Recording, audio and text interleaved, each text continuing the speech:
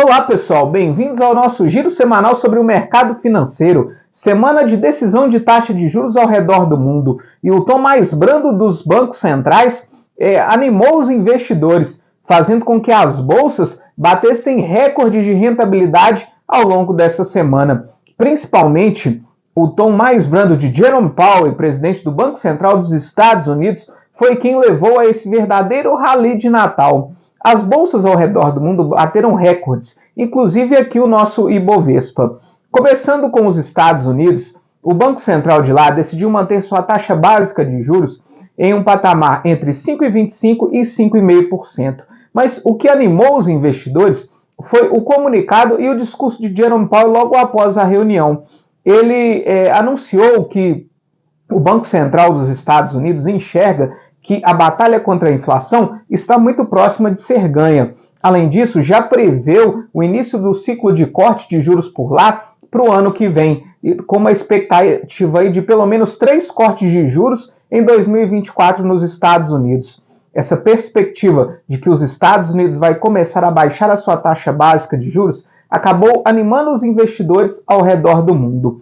Aqui no Brasil, também teve decisão de taxa de juros na quarta-feira. Nosso Banco Central, como já era previsto pelo mercado, decidiu cortar a nossa taxa básica de juros em meio ponto percentual. Agora a nossa taxa Selic está em 11,75%.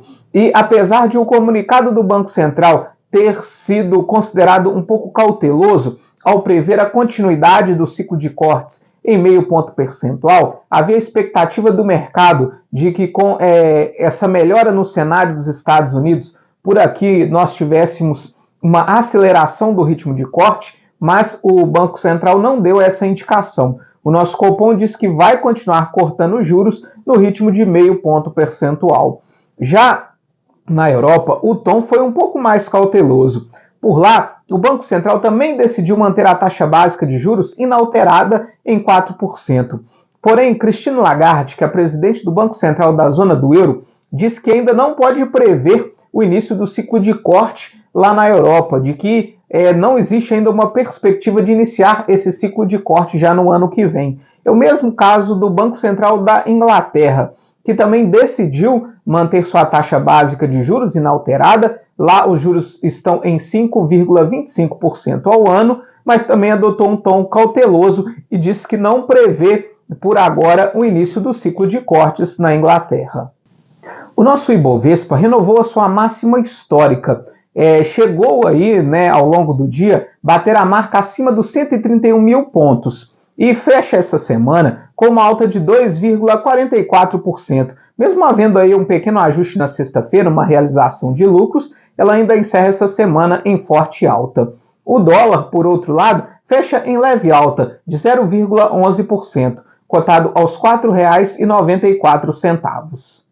Nos Estados Unidos, também as bolsas por lá fecharam em forte alta. O S&P 500 encerra essa semana com uma alta de 2,77%, a Nasdaq encerra com uma alta de 3,30% e o Dow Jones encerra com uma alta de 2,90%. A nossa renda fixa também se beneficiou dessa onda de otimismo que tomou conta do mercado ao longo dessa semana. O IMA geral encerra com uma alta de 0,76 pontos percentuais. Enquanto isso, os pré-fixados, medido pelo IRFM, também encerram com uma alta, mas de 0,73 pontos percentuais. Já os juros futuros acalmaram um pouco essa semana. O DI para janeiro de 25 encerra com uma queda de 0,25 pontos percentuais, cotado a 10,09%.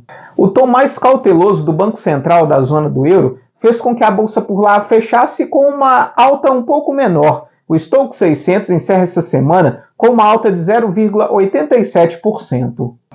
Aqui no Brasil, nós ainda tivemos a divulgação do nosso IPCA, que é a nossa inflação oficial, que veio com alta de 0,28%. O que mais pesou na nossa inflação nesse último mês foi o preço dos alimentos, que subiu aí um pouco acima daquilo que era esperado. Mas mesmo assim, essa alta de 0,28 fica abaixo do 0,33 que era esperado pelo mercado.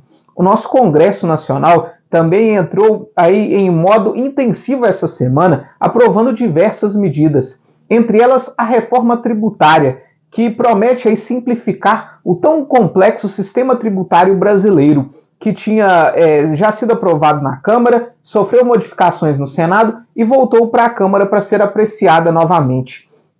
Como se tratava aí de uma proposta de emenda à Constituição, ela precisou ser aprovada novamente em 2 turnos na Câmara e prevê aí a criação de um tributo sobre valor agregado no Brasil, uma medida que foi bem comemorada pelo ministro Fernando Haddad. Nós tivemos também a aprovação pelo Senado da tributação das apostas esportivas. Essa medida agora segue para a sanção do presidente Lula. Por outro lado, o veto à desoneração da folha de pagamento, né, do presidente Lula, que havia vetado a medida aí que já havia sido aprovada pelo Congresso Nacional, que estende o benefício dessa redução da contribuição previdenciária patronal de 17 setores da indústria, e além disso também estendeu esse benefício a municípios com menos de 142 mil habitantes, que havia sido vetada pelo presidente. Esse veto foi derrubado pelo Congresso Nacional, o que acaba impactando aí diretamente nas contas públicas.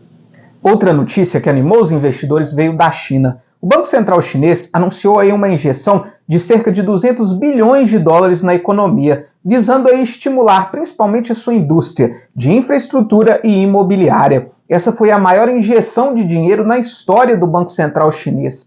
E isso traz aí a perspectiva de um melhor crescimento da China no próximo ano. Uma melhora do cenário global fez com que o preço das commodities encerrasse em alta essa semana.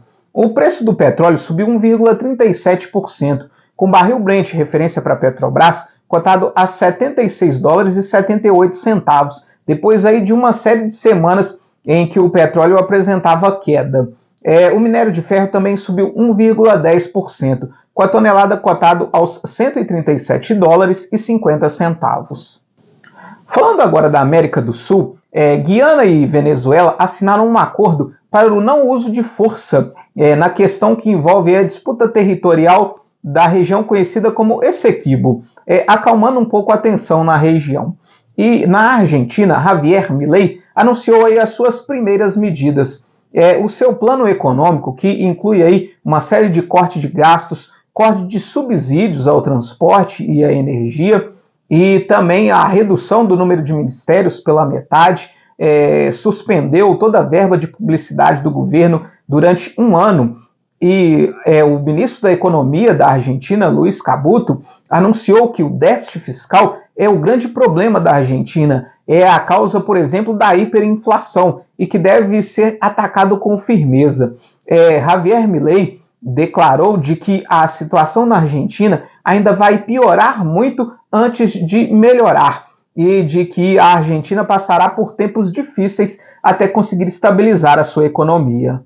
O Fundo Monetário Internacional elogiou as medidas do governo argentino e diz que são medidas extremamente audaciosas.